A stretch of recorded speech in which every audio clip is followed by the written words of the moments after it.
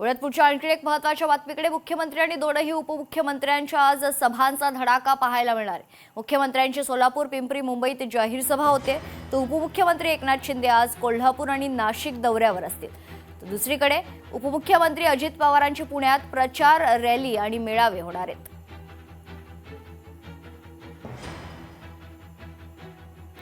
तर आज मुख्यमंत्री आणि दोनही उपमुख्यमंत्र्यांच्या सभांचा धडाका संपूर्ण राज्यात पाहायला मिळेल। मुख्यमंत्री फडणवीसांच्या देखील सभा होत आहेत आणि दोनही उपमुख्यमंत्री देखील प्रचारात व्यस्त आहेत। या संदर्भात सविस्तर माहिती जाणून घेऊयात। आपले प्रतिनिधी स्वप्नील जाधव आपल्यासोबत जोडले जात आहेत। स्वप्नील, काय सविस्तर माहिती?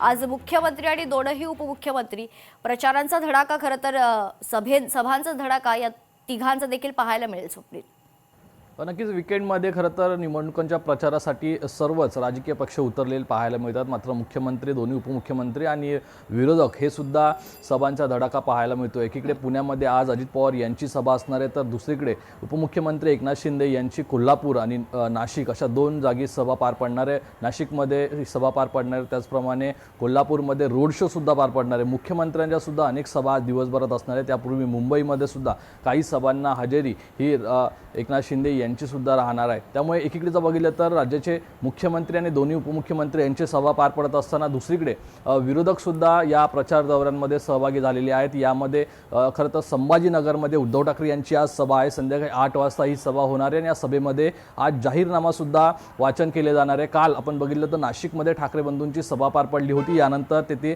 उपमुख्यमंत्री एकनाथ शिंदे यांची सभा पार पडणार आहे। त्यामुळे कालच्या सभेला आज नाशिकमधून उत्तर देण्यात येण्याची शक्यता आहे। मात्र वीकेंडमध्ये सर्वच राजकीय पक्ष हे प्रचाराच्या सभा घेताना पाहायला मिळतात। यामध्येच सत्ताधारी दोन्ही उपमुख्यमंत्री आणि मुख्यमंत्री हे सुद्धा सभा घेताना पाहायला मिळत आहेत। निश्चित धन्यवाद स्वप्नील, आपण दिलेल्या सविस्तर माहितीसाठी। लोकशाही मराठी ऐका, पहा, जागरूक रहा।